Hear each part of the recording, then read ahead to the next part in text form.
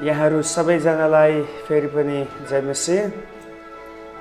आजको Nepali Bible survey क्लासमा म सबैलाई स्वागत गर्न चाहन्छु। प्रभुको नाउँको स्तुति भएको होस्, उहाँलाई प्रशंसा होस्। दिन प्रतिदिन उहाँले हामीलाई सम्हाल्नुहुन्छ र आफ्नो महिमाको निम्ति उहाँले हामीलाई चलाउनुहुन्छ। यसको निम्ति उहाँलाई धन्यवाद भएको होस्।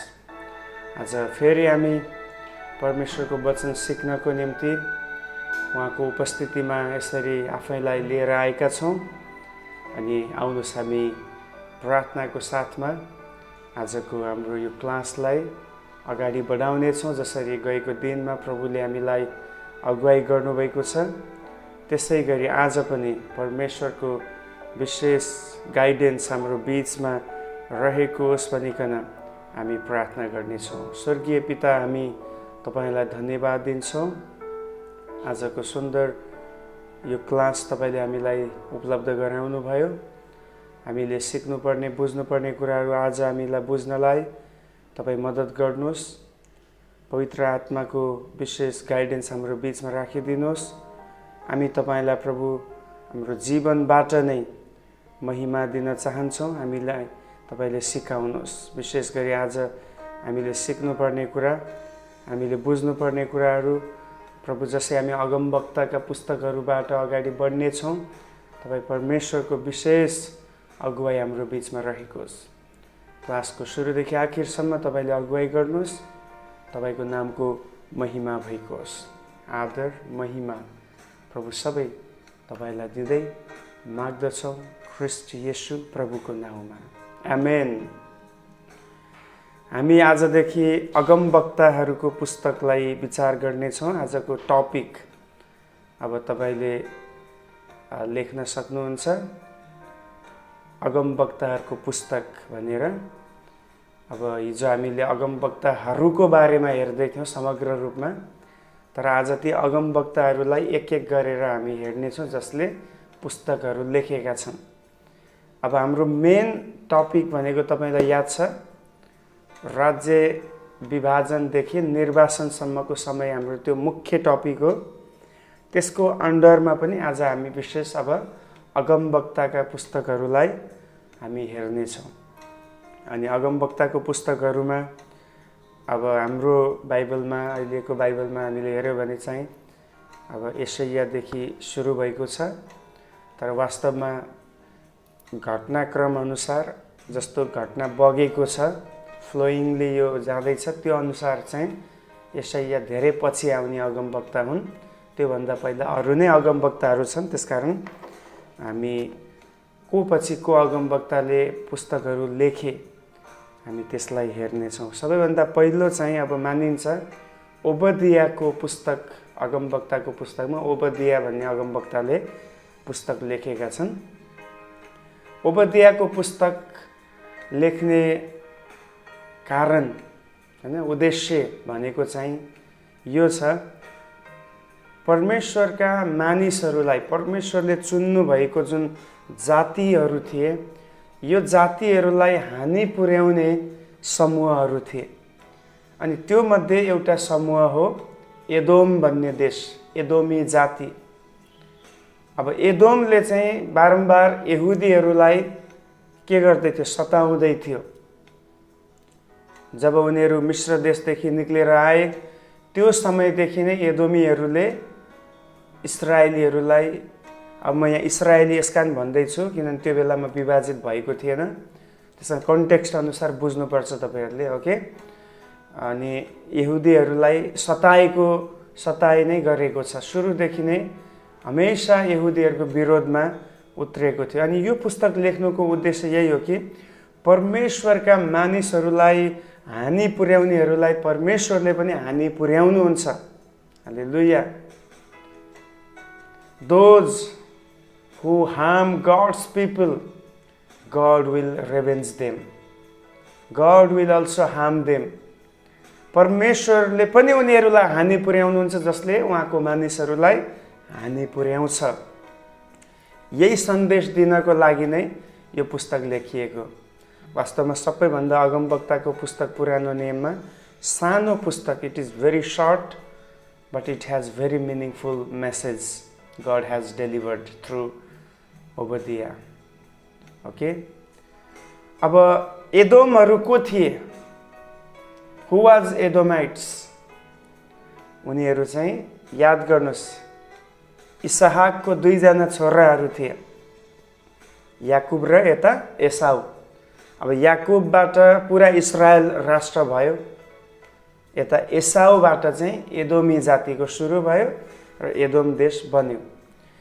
यिनीहरू इस्रायल देशको सिमानामा आसपासमै यिनीहरू बस्दथे, तर पहिलेदेखि नै याकुब र एसाउको मिलाप थिएन। अब त्यसको कारण पनि हामीलाई थाहा छ, याकुबले एसाउलाई धेरै पटक धोका दियो, तर हामीले बाइबल पढ्दाखेरि याकुबको भन्दा पनि ठुलो गल्ती एसाउको देखाएको छ, किनभने एसाउले आफ्नो अधिकारलाई उसले बेचेको छ। अब याद गर्नुहोस्, यदि एसाउले आफ्नो ज्येष्ठ अधिकार भाइलाई नबेचेको भएदेखि अहिले याकुबको नाम हुने थिएन। कसको नाम हुने थियो? एसाउको नाम हुने थियो, किनभने he was a elder son, अधिकार उसमा आउने थियो। But he sold his his heir, उसको उत्तराधिकारलाई उसले बेचिदियो। अनि त्यहाँदेखि चाहिँ के भयो, याकुब र एसाउको बिचमा सधैँभरि लडाइँका कुराहरू, दुश्मनीका कुराहरू हुँदै थियो। अनि पछि गएर यो एदोमीहरूले बारम्बार यहुदीहरूलाई सताउने गर्दथे। ओके, त्यसकारण उनीहरूलाई बदला लिने नै परमेश्वरको उद्देश्य यो पुस्तकमा हामी देख्दछौँ। अब यो पुस्तकको लेखक स्वयं ओबदिया हुन्। ओबदिया भन्ने जुन शब्द छ त्यसको अर्थ हो हिब्रू भाषामा सर्भेन्ट अफ गड, परमेश्वरको दास भन्ने अर्थ आउँदछ ओबदिया। बाइबलमा अरू त्यति ठाउँमा हामी ओबदियाको बारेमा पाउँदैनौँ, यही ठाउँमा मात्रै पाउँछौँ। अब ओबदियाले कसलाई यो पुस्तक सम्बोधन गरेर लेखे, एड्रेस गरे भन्दाखेरि दुई मानिसहरू, एउटा चाहिँ एदोमीहरू, यानि कि एदोम देशमा भएका मानिसहरूलाई सन्देश दिँदैछन् कि गड विल जज यु भेरी सुन, परमेश्वरले चाँडै न्याय गर्दै हुनुहुन्छ। अनि दोस्रो चाहिँ उहाँले सम्बोधन गरेको भनेको यहुदाका मानिसहरू, हेर तिमीहरूलाई सताउनेहरूलाई परमेश्वरले कसरी दण्ड दिँदै हुनुहुन्छ, परमेश्वर न्यायी हुनुहुन्छ। Our God is a God of justice, हाम्रो परमेश्वर चाहिँ न्यायको परमेश्वर हुनुहुन्छ भन्ने कुरा नै बुझाउनलाई या त्यो सन्देश दिनलाई अगमवक्ता ओबदियाले एदोमीहरूलाई फोकस गर्यो र पछि चाहिँ यहुदीहरूलाई पनि सन्देश दिएको हामी पाउँदछौँ। अब यो पुस्तकको लेखिएको मिति, द रिटन डेट इज भनिन्छ लगभग 855 देखि 841 को समयसम्म। अब यो ओबदियाले सेवकाई गरेको अनुमान गरिन्छ। जुन बेलामा राजा को थिए, त्यो बेलामा चाहिँ यहुदाको राजा यहोराम थियो। यहोरामको समयकालमा हेर्नुहोस्, अब यो सबै मैले तपाईँलाई किन राजाहरूको बारेमा पहिला धेरै चार्ट बनाएर देखाएँ, धेरै इम्पोर्टेन्ट छ। यदि त्यो बुझ्नुभयो भने यो बुझ्नुहुन्छ। ओके, यो डेटहरू एकदमै तपाईँले ध्यान दिनुपर्छ। यहुदाको राजा यहोरामको समयकालमा 855 देखि 840-41 को बिचमा नै अगमवक्ता ओबदियाले मिनिस्ट्री गरेको हामी देख्दछौँ। तर यसको जुन फुलफिलमेन्ट, अब उनले सेवकाई त्यो बेलामा गरे, एदोमको विरोधमा अब भविष्यवाणी पनि गरे कि तिमीहरूमाथि दण्ड आउँदैछ, तर त्यसको फुलफिलमेन्ट कहिले भयो? लगभग यहुदीहरूको अन्तिम भएसँगै एदोमको पनि अन्तिम भएको पाउँदछौँ। लगभग 586 तिर नै त्यो कुरा चाहिँ पुरा भएको पाइन्छ। ओके, अब यो पुस्तकमा भएको मुख्य मानिसहरू भनेकै एदोमीहरू हो। एदोमीको बारेमा मैले तपाईँलाई भनिसकेँ। यिनीहरू चाहिँ एसाउको सन्तान हुन्। बारम्बार याकुबलाई, या याकुब भनेपछि फेरि पुरा इस्राएललाई बुझ्नुहोस्, उनीहरूलाई दुःख दिने समूह चाहिँ एदोमीहरू थिए। यो पुस्तकमा भएको मुख्य ठाउँहरू भनेको दुईटा ठाउँ छ। एउटा एदोमको विषयमै पाउँछौँ, अर्को चाहिँ यहुदाको विषयमा पाउँछौँ। यहुदालाई पनि विशेष गरी यता 17 पददेखि उता यहुदाको बारेमा बताइएको छ। यता 1 देखि 15 पदसम्म जम्मा एउटा च्याप्टर छ है, त्यसकारण च्याप्टर भनिरहन आवश्यक छैन। 1 देखि 16 पदसम्म चाहिँ यता एदोमको बारेमा नै हामी पाउँछौँ। मुख्य ठाउँ चाहिँ दुईवटै हो, एदोम र यहुदा।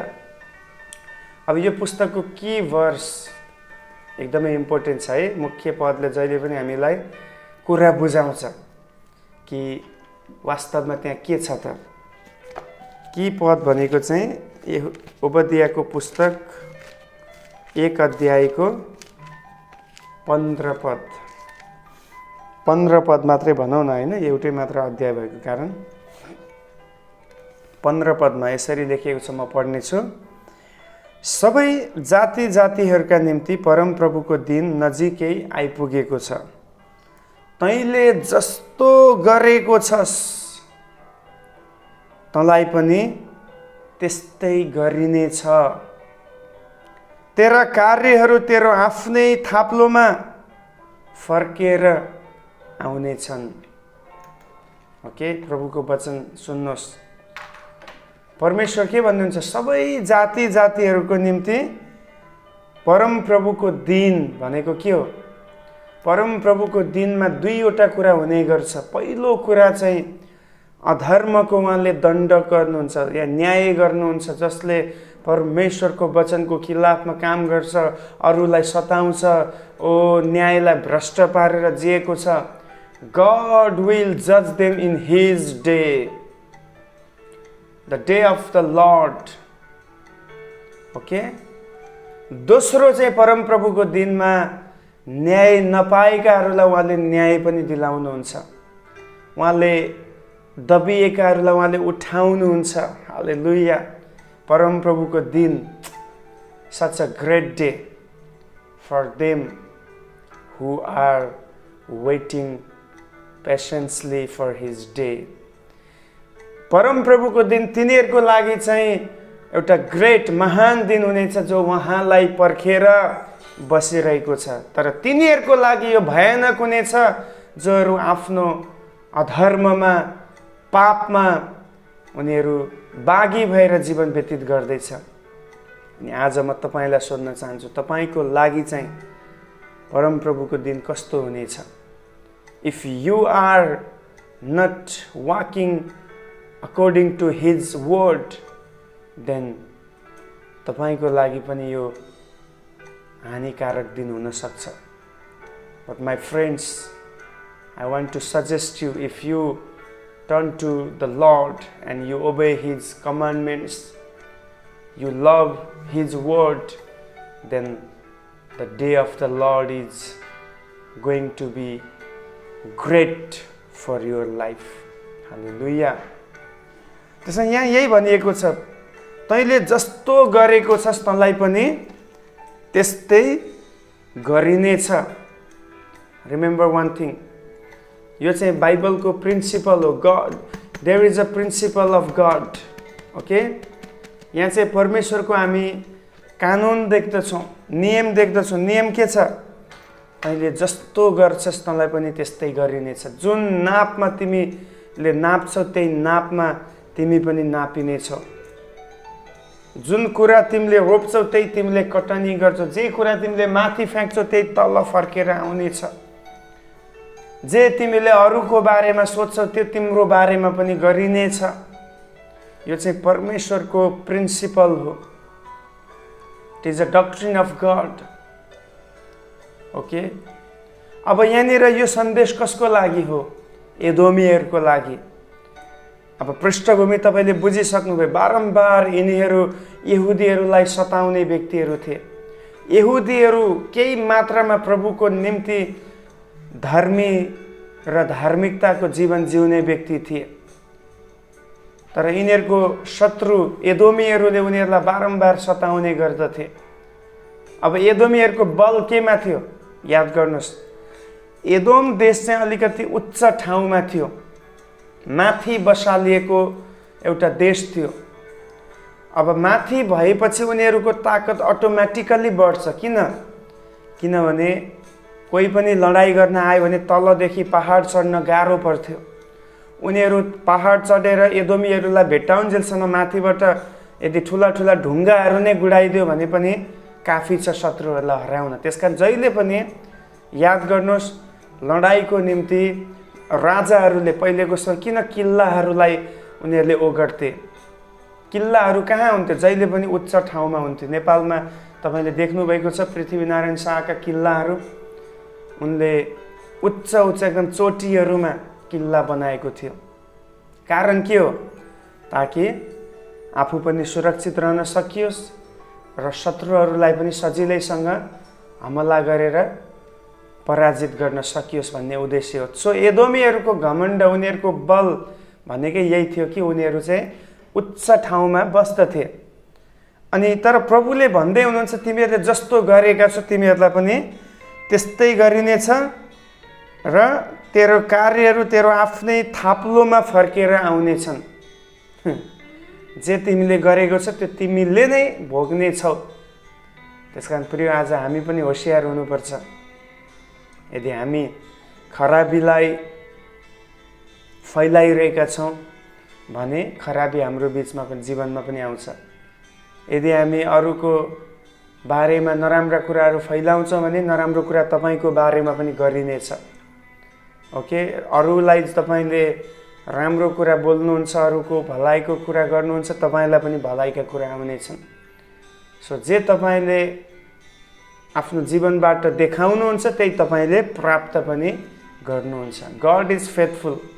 यस, he is faithful God. Whatever you do for others, the same things you will get in your life. तपाईँको जीवनमा त्यही तपाईँले पाउनुहुन्छ। अब सायद यो एदोमीहरूले सोचेको थियो होला हामीलाई कसले हल्लाउन सक्छ, हामी त उच्च ठाउँमा छौँ, हाम्रो शक्ति, हाम्रो बल, हामी यो हामी त्यो भनेर सोच्दै थियो होला। तर परमेश्वर के भन्नुहुन्छ? तैँले गरेको कुरा तेरै थाप्लोमा फर्केर आउनेछ। अब उनीहरूको घमण्ड नै यही थियो। म तपाईँलाई अलिकति पढेर सुनाऊँ। 2 पदमा हेर्नुहोस् है त। हेर, म तँलाई जाति जातिहरूका बिचमा क्षुद्र तुल्याउने छु, त अति नै तुच्छ हुनेछस्। तेरो हृदयको घमण्डले तँलाई धोखा दिएको छ। एदोमीहरूको मनमा के छ रे? घमण्ड छ। के को घमण्ड? हामी यस्तो ठाउँमा छौँ, कसैले हामीलाई हल्लाउन सक्दैन। आज पनि धेरै देशहरू हेर्नुहोस्, वास्तवमा पुरा विश्वमा वार किन हुने गर्छ, लडाइँ किन हुन्छ? किनभने देशले सोध्छ मभन्दा, हाम्रो देशभन्दा कम शक्तिशाली अरू कुनै छैन। We have a weapons, we have an armies. हामीसँग सेना छ, हामीसँग हतियार छ, हामी इकोनोमिकल्ली एकदम स्ट्रङ छौँ। हाम्रो टेक्नोलोजीका कुराहरू द बेस्ट इज आवर्स भन्ने प्रकारको मानसिकताले के हुन्छ? जहिले पनि लडाइँतिर लैजान्छ। तर याद गर्नुहोस्, अहिले यही 2020 मा हामीले त्यसको रिजल्ट पनि देख्यौँ। जति पनि मै हुँ भन्ने शक्तिशाली देशहरू छन्, त्यहीँ बढी चाहिँ अहिले कोभिड-19 को असर परेको छ, त्यहीँ बढी रुवाबासी भएको छ, त्यहीँ बढी मान्छे, लाखौँ मान्छे मरिसके। कारण के? उनीहरूले सोच्थे हामीलाई कसैले हल्लाउन सक्दैन। वी विल नट बी शेकन, हामी हल्लाइने छैनौँ भनेर उनीहरूले आफ्नो शक्तिमा, आफ्नो बलमा, बुद्धिमा, आफ्नो धनमा इत्यादि कुराहरूमा उनीहरूले घमण्ड गरे। But the Bible says in the day of the Lord he will be judged. उहाँले न्याय गर्नुहुनेछ, उहाँले इन्साफ गर्नुहुनेछ। सो प्रभुको अगाडि कुनै पनि घमण्ड या कुनै पनि भाग टिक्न सक्दैन। एदोमीहरूको घमण्ड त्यही थियो। उनीहरूको हेर्नुहोस्, यहाँ त्यही भनेको छ, तेरो हृदयको घमण्डले तँलाई धोखा दिएको छ। अब ध्यान दिनुहोस्, त चट्टानका ध्वन्द्रा र अग्ला अग्ला ठाउँमा बस्ने मलाई तल जमिनमा कसले खसाल्न सक्छ भनी त आफ्नो मनमा भन्छस्। अब उनीहरूको वासस्थान कस्तो छ रे? एक त अग्लो ठाउँ, त्यो पनि चट्टानहरूको कुना काप्चामा। भनाइको अर्थ सजिलैसँग नभेट्ने ठाउँ, शत्रुले आएर खोज्यो भने पनि नभेट्ने ठाउँ। त्यस्तो ठाउँमा बस्दाखेरि उनीहरूको घमण्ड यो थियो कि हामीलाई कसले भेट्न सक्छ, हामीलाई कसले छुन सक्छ। प्रभु के भन्नुहुन्छ 4 पदमा? तर गरुडहरू जस्तै त माथि उडे पनि र ताराहरूका बीचमा तेरो गुँड बनाए तापनि त्यहाँबाट म तँलाई खसाल्नेछु, परमप्रभु घोषणा गर्नुहुन्छ। मानिसको नजरमा उनीहरू लुक्न सक्छन् होला र उनीहरू सुरक्षित छन् होला, मानिसले अहिलेसम्म आक्रमण गर्न सकेन। तर याद गर्नुहोस्, परमेश्वरले एक दिन उनीहरूलाई ताराहरूमा लुके तापनि गरुड जस्तै माथि, गरुड भनेको सबभन्दा माथि उड्ने पन्छी हो, जतिसुकै माथि उडे पनि उहाँले एक दिन सिधा तल जमिनमा नै खसाल्नुहुनेछ। त्यसमा भलो हुन्छ तपाईँ र म सधैँभरि जमिनमा छौँ, जमिनमा नै टेकेर हिँड्ने गरौँ। यो नसोचौँ कि मेरो यो छ, मलाई कसैले हल्लाउन सक्दैन, म यस्तो छु। त्यो सबै कुरा नष्ट भएर जान्छ। त्यसको उदाहरण नै अहिलेको कोरोना भाइरस हामी हेर्छौँ। बुद्धिमानी भन्नेहरू, ज्ञानी भन्नेहरू, धनी भन्नेहरू, घमण्ड गर्नेहरू सबलाई अहिले हल्लाएर राख्दै हेर्नुहोस् कोभिड-19ले। शक्तिशाली देशहरू जो कस्ता कस्ता कुरा के गरेको थिएन, कृत्रिम चन्द्रमासम्म बनाउन सक्ने देशहरू, चन्द्रमासम्म पुग्ने, त्यहाँ अब बस्ती बसाल्ने, त्यहाँ जग्गा किन्ने, त्यहाँ घर बनाउने योजना भएका देशहरू, विभिन्न स्याटेलाइट्सहरूको स्थापना गरेर सेट गर्ने देशहरू, के गरेन, रोबोट बनाउने देशहरू अहिले एउटा सानो भाइरसको कारणले गर्दा हल्लिरहेको छ। उनीहरू डगमगाएको छ। कारण के हो भन्नुहोस् त? मानिसको घमण्ड, मानिसको ताकत, मानिसको खुबी कतिवटा ठाउँमा काम लाग्दैन है भन्ने कुरा प्रभुले सन्देश दिँदै हुनुहुन्छ। तिमीहरू भला हुन्छ, तिमीहरू म प्रति फर्क, पश्चाताप गर, तिमीहरू नम्रतामा, हृदयको नम्रतामा जीवन व्यतीत गर। यही परमेश्वरको आवाज आज मानिसहरूको लागि छ। मैले बाइबलबाट बुझ्ने कुरा, कोरोनाबाट आएको कुरा चाहिँ एउटा दृष्टिकोणमा तपाईँलाई राख्दैछु। हो, जरुर यहाँ अब सङ्कष्ट आएको छ, विपत्ति हो, यो धेरै कुराहरू चौपट भएको छ, तर still God is speaking to human being. परमेश्वर मानिससँग बोल्दै हुनुहुन्छ, turn back to me, repent your sin, believe on me, I am coming soon, प्रभु भन्दै हुनुहुन्छ। ओके, त्यसकारण यो एदोमीहरूको जीवनबाट हामीले सिक्ने कुरा यही हो कि हामी यदि घमण्डमा रह्यौँ भने एक दिन हामी सिधा तल गिर्नेछौँ। तर जो नम्रतामा जिउने छ, जसको व्यवहार नम्र छ, God will lift him or her up. परमेश्वर उसलाई माथि उठाउनु हुनेछ। When God started to lifting you up, then nobody can stop you to reach your destination. Okay? परमेश्वरले उठाउन थाल्नु भएपछि कसैले रोक्न सक्दैन। तर यदि परमेश्वरले नै झार्न थाल्नुभयो, गिराउन थाल्नुभयो भने कसैले तपाईँलाई, संसारले तपाईँलाई हात समाए पनि तपाईँ उठ्न सक्नुहुन्न। त्यसमा आज मलाई सुन्ने प्रत्येक जनको लागि एउटै कुरा म तपाईँलाई चुनौती दिन चाहन्छु। आज तपाईँको र मेरो हृदय के कुराले भरिएको छ? तपाईँको र मेरो व्यवहार कस्तो छ? मानिसहरूप्रति हामी कस्तो व्यवहार प्रदर्शित गर्दैछौँ? यदि एदोमीहरूको स्वभाव हामीमा छ भने कमन आज पश्चाताप गरौँ, किन परमेश्वर घमण्डीहरूलाई उहाँले घृणा गर्नुहुन्छ, तर नम्रहरूलाई उहाँले अनुग्रह गर्नुहुन्छ। यस, याकुब 4:6 यही भनिएको छ, नम्रहरूमाथि चाहिँ प्रभुको अनुग्रह प्रकट हुनेछ। अनि जसमाथि प्रभुको अनुग्रह छ ऊ सुरक्षित छ, ऊ माथि बढ्नेछ। तर जसबाट प्रभुको अनुग्रह हटाइन्छ, अब उपरान्त आशा छैन। There is no more hope for him. Why? Because the grace of God has departed from them. परमेश्वरको अनुग्रह तिनीहरूबाट हटाइएको छ। सो 15 पद की वर्ष हामीले हेऱ्यौँ, जस्तो तैँले गरेको छस् त्यस्तै तँमाथि पनि हुनेछ। सो आज तपाईँ के चाहनुहुन्छ? Do the same thing. यसुले त्यही भन्नुभयो, तिमी मानिसबाट जे आशा गर्छ त्यही पहिले तिमी गर। हामी मानिसबाट के आशा गर्छौँ?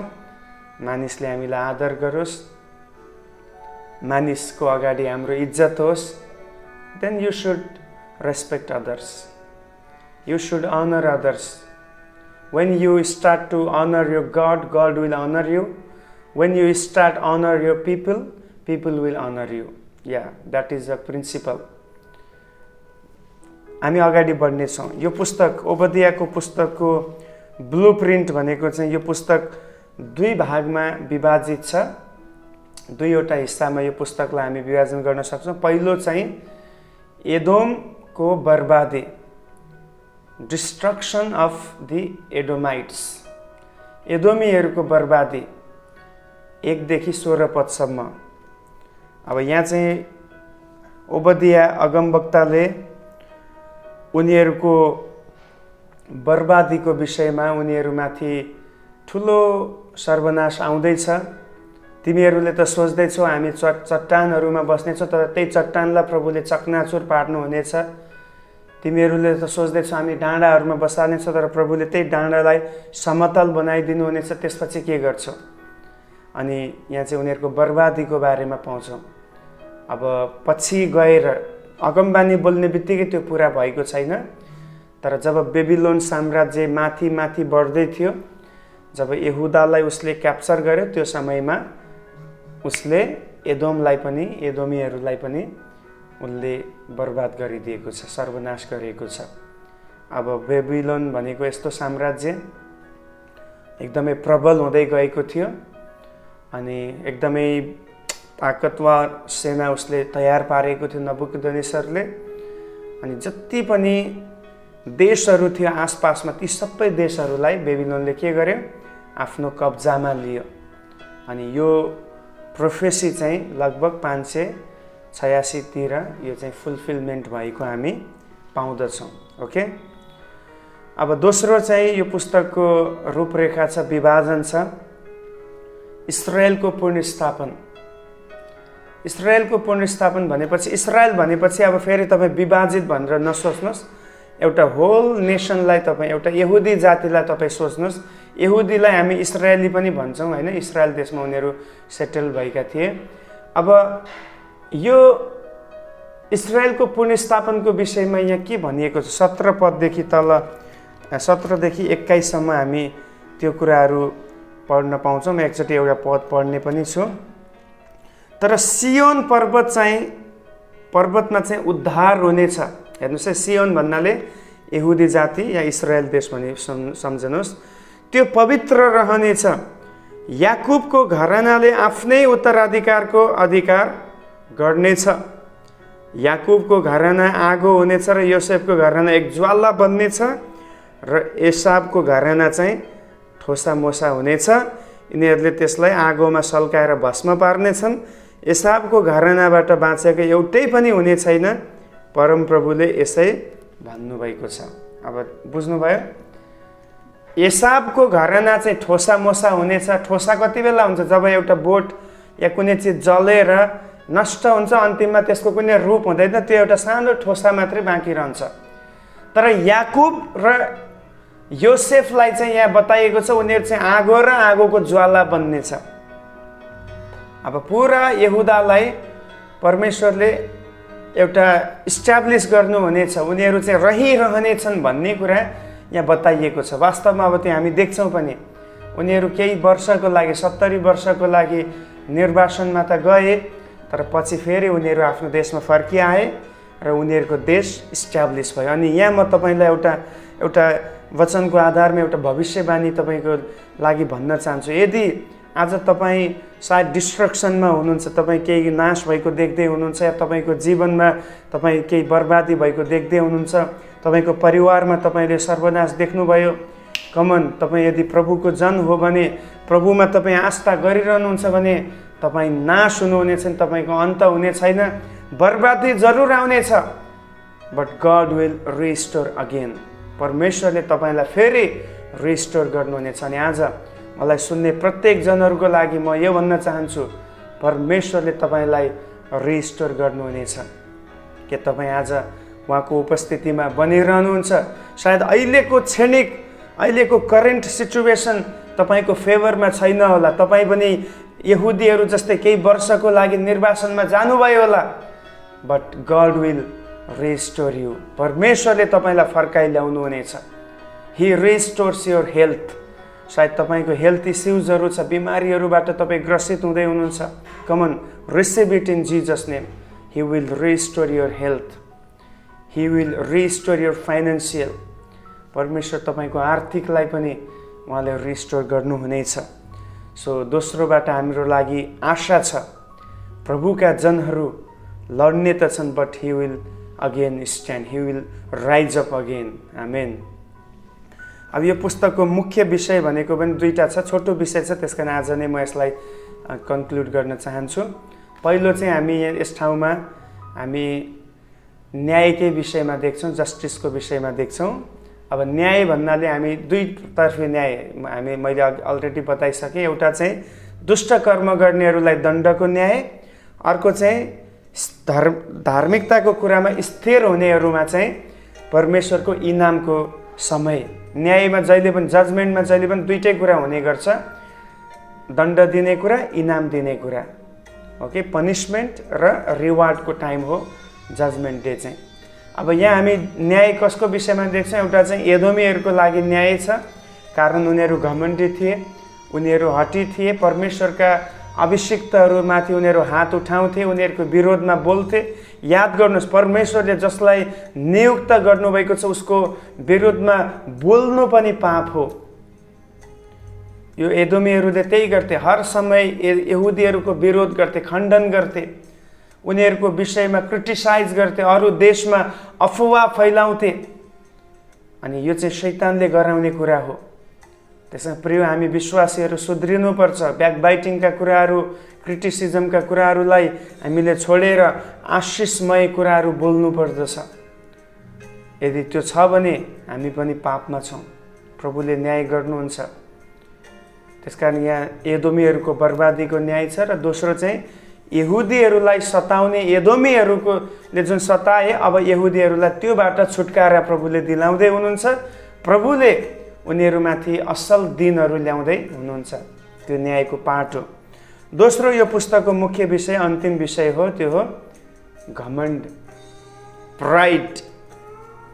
अब घमण्डको विषयमा अलरेडी मैले ब्याकग्राउन्ड बताइसकेँ. एदोमीहरूको घमण्ड के थियो? उनीहरूको ठाउँ थियो. जियोग्राफिकल्ली उनीहरू यस्तो ठाउँमा विराजमान थिए, यस्तो ठाउँमा बस्दथे जहाँ साधारण रीतिले शत्रुहरू पुग्न सक्दैनथे, किनभने उनीहरू एकदमै सेक्योर प्लेसमा थिए. तर त्यही कुरा नै उनीहरूको लागि के भयो? प्राइड बन्यो, घमण्ड बन्यो. अनि म आज तपाईँलाई एउटा कुरा भन्न चाहन्छु, ध्यान दिएर सुन्नु होला. कतिपटक जुन कुराले हामीलाई सफल तुल्याउँछ, जुन कुराले हाम्रो बढोत्तरी हुन्छ, त्यही कारणले गर्दा हामी पतन पनि हुन्छौँ. Listen very carefully. ओके, कतिपटक याद गर्नुहोस्, पापको कारणले त हामी पतन हुन्छ नि, त्यो त्यसमा दुई मत छैन. तर त्योभन्दा पनि खतरा हो हामीले मन पराउने आशिषका कुराहरू. हामीले मन पराउने आशिषका कुराहरूले कतिचोटि गर्दा हामी पतन हुन्छौँ. अब यहाँनिर एदोमीहरूको समस्या होइन उनीहरू चट्टानको धान्द्राहरूमा बस्नु, उच्च स्थानमा बस्नु, जियोग्राफिकल्ली उनीहरू राम्रो ठाउँमा बसेका थिए. बट त्यही कुराले नै उनीहरूको मनमा घमण्ड आयो कि हामी शक्तिशाली छौँ, हामी अरूलाई नाश गर्न सक्छौँ, कसले हामीलाई हल्लाउन सक्छ, कुनै ईश्वरले हामीलाई छुन सक्दैन भन्ने प्रकारको त्यो सेक्योर जग्गालाई उनीहरूले मिसयुज गरे. अनि आज पनि त्यही हुने गर्दछ. हामीले अत्यन्तै मन पराएको कुरा या हाम्रो जीवनमा अत्यन्तै लाभ पुर्याउने कुरा हाम्रो लागि बर्बादीको कारण बन्न सक्छ. So think about your selfs. तपाईँ कस्तो कुराहरूलाई आज लिएर अगाडि बढ्दै हुनुहुन्छ?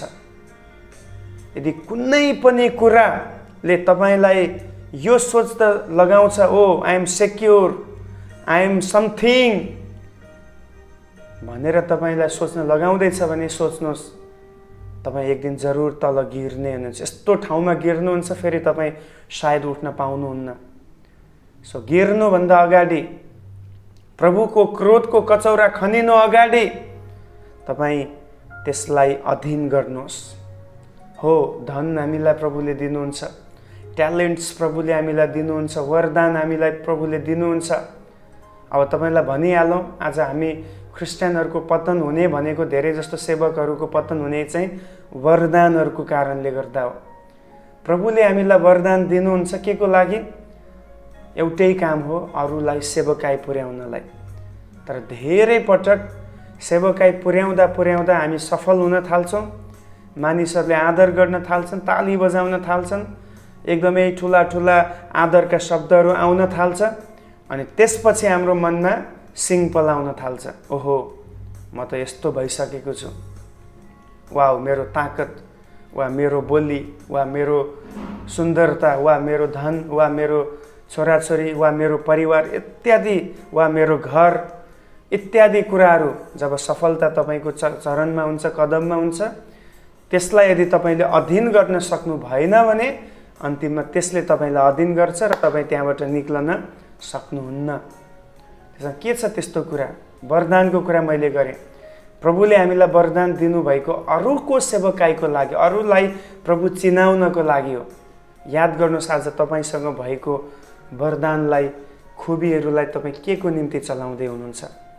धेरै पटक मण्डलीहरूमा मण्डली विभाजन हुने गर्छ यही वरदानको कारणले गर्दा।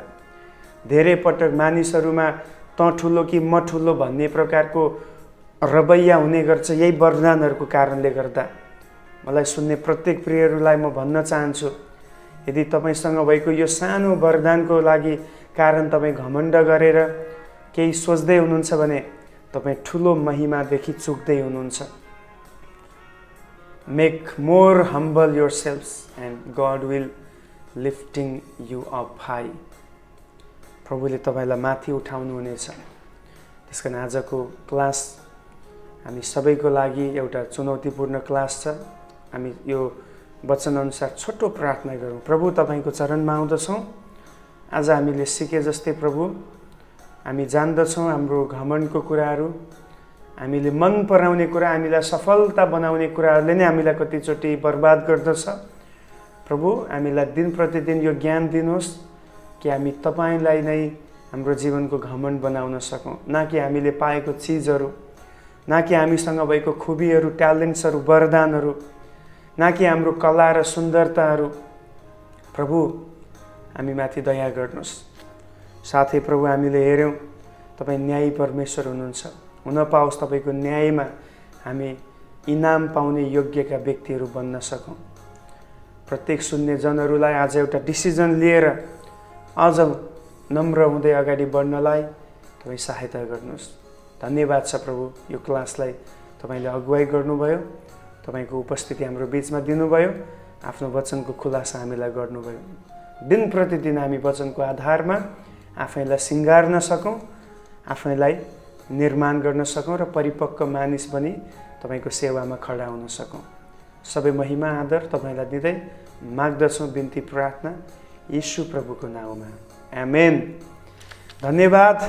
प्रभुलाई महिमा होस्, उहाँको नामको स्तुति होस्। आजको क्लासलाई हामी यति नै गर्नेछौँ। भोलि फेरि हामी अर्को पुस्तकको साथ अगाडि बढ्नेछौँ।